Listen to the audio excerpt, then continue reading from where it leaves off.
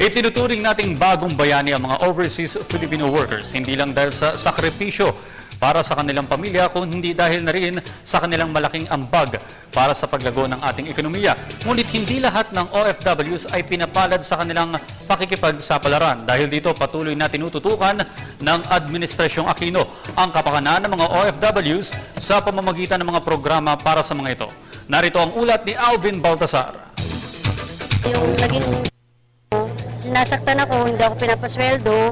Tapos yung pagkain namin talagang wala. Hindi siya nagre-release ng pagkain namin, kundi yung kung ano lang natira nila, yun lang ipapakain sa amin. Delay na yung sweldo namin, siyempre kailangan na dito sa Pinas.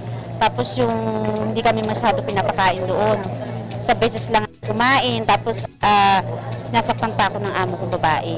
Ilan lamang sila sa napakaraming mga Pilipino na nagtiis sa ibang bansa upang hanapin ang kapalaran sa pag-asang maibibigay ang magandang buhay sa kanilang iniwang pamilya dito sa Pilipinas, pero nagpasyang bumalik dahil na rin sa hindi magandang karanasan.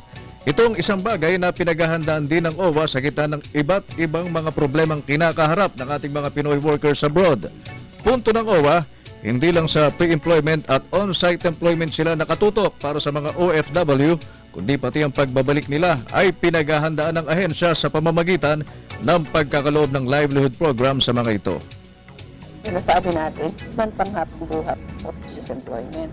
Darating din at darating ang panahon na kailangan silang bumalik. At sila ba ay nakakuha na economic gains, no, doon sa kanilang pagtatrabaho sa ibang bansa. Yan ang paghahanapin sa ating mga OFWs. Sinabi ni Administrator Dimso na sa 22-point agenda na inilatag ng Pangulong Benigno Simeon Aquino III para sa kanyang 6 na taong termino, 11 rito ay pawang may kinalaman sa kapakanan ng OFWs.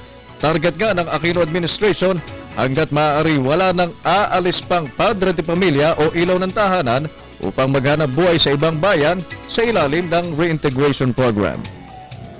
Highlight ng kanyang programa para sa mga OFWs ay yung reintegration program. Ang mga OFW na sina Minda at Lilibet ay ilan lamang sa napakaraming hindi sinuwerteng mga kababayan nating bigong makita at maramdaman ang pangakong ginhawa ng pangingibang bansa.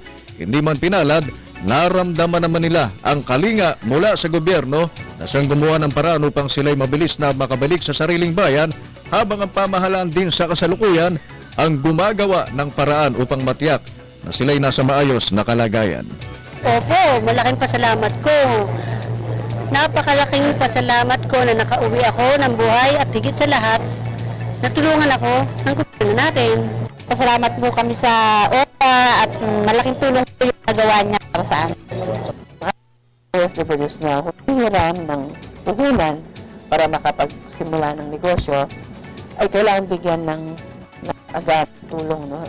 Huwag pahirapan yung terms and conditions ng lang hinihiram, dapat mabilis, dapat flexible na hindi sila mahihirapan. So, yun ang direksyon natin for the next 2-3 years. Sa tala ng Commission on Filipino Overseas, mayroon 4.5 milyong mga overseas Filipino workers ang kalat at nagtatrabaho sa may 100 at 70 iba't ibang mga bansa. 70% rito ay nasa gitnang silangan o Middle East, habang ang ibang mga Pinoy workers ay matatagpuan ding nagtatrabaho sa Asia, Europa at Estados Unidos. Para sa Telebisyon ng Bayan, Alvin Baltasar.